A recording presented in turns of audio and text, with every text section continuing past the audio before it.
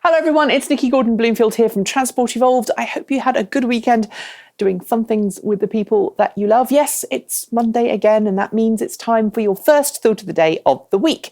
I'm sitting here by my Christmas tree because we put that up last week, and I thought it would make a nice change rather than the other places I normally film. But what do I want to talk to you about today? Well, I want to talk to you about abuse of rapid charging infrastructure for electric cars, specifically Tesla superchargers.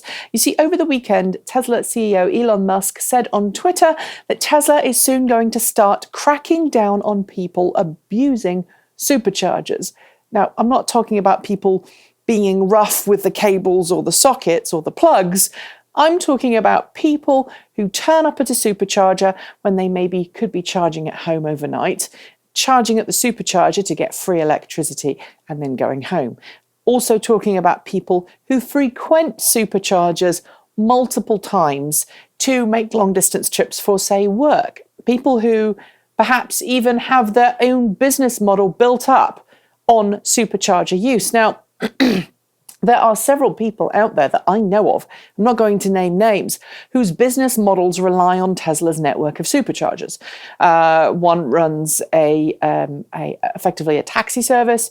In fact, there are several taxi services around the world that make use of Tesla superchargers just so that they can get from one place to the next. They're essentially getting free fuel off Tesla's dime.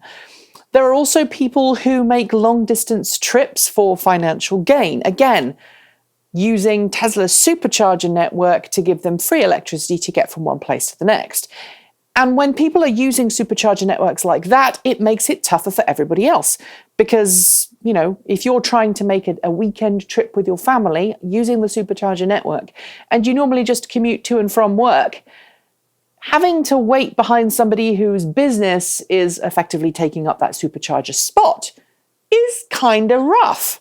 So, my question to you today is, how should Tesla be policing supercharger access? It's already hinted, looking forward with Model 3, that it's going to give you free supercharger access for long-distance trips, but if you're charging locally, then you're going to have to pay for it. And that suggests that Tesla's going to start using geocaching or geo-aware software on the car to say, okay, you're within 100 miles of your home, you should be charging at home, or you're far away outside of your home area, therefore you can charge for free because it's clear that you're making a long distance trip. But it also brings me onto rapid charging networks for other cars. Back in the UK, we had a network there called Ecotricity, and for the first few years of its existence, charging there at at CHAdeMO DC and CCS quick charge stations and AC quick charge stations was free of charge if you had an Ecotricity card. And in fact, today, if you are an Ecotricity member, it's still free. But now people are paying for it. Obviously, there's not so much of an issue, but it used to be.